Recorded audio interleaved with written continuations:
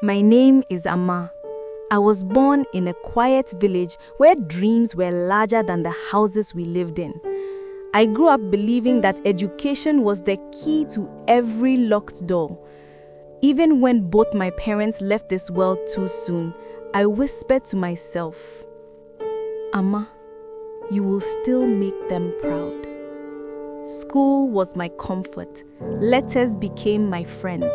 Teachers said I had a gift, a mind that refused to give up. So when the admission letter finally arrived, I cried harder than I ever had. I wasn't crying because I was sad. I cried because the little orphan girl had finally been seen. The university looked like another world. So many faces, so many accents, so many possibilities.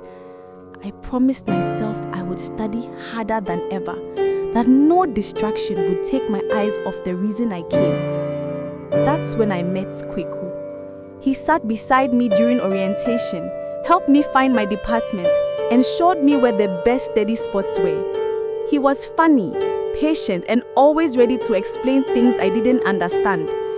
So soon, people started calling us the twin brains. I trusted him, maybe too much. Many nights we studied together.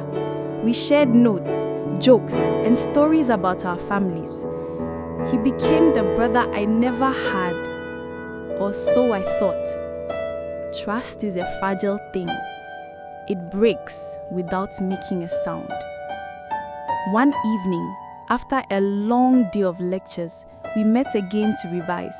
The rain began to fall and power went out across the campus. That night changed everything.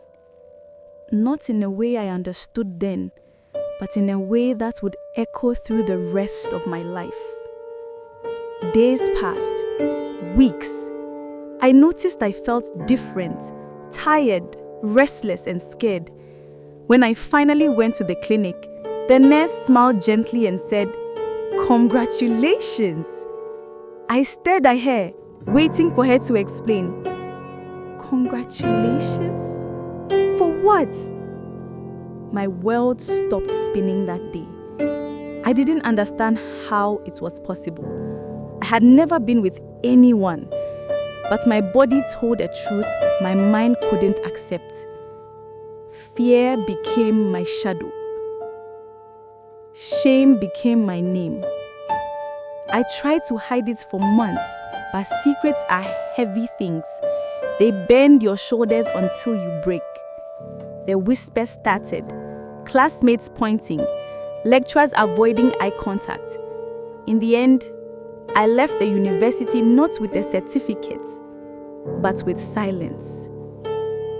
The degree I had dreamed of became a story people whispered about in corridors. That was the beginning of my end. But not the end of my story. Because from where I speak now, the echoes of what happened still linger in the hearts of those who knew me, and in the conscience of one man who wishes he could turn back time. In part 2, I will tell you what happened after I left school and how guilt can follow a soul even when the truth is buried deep. This is my story. The degree I never end.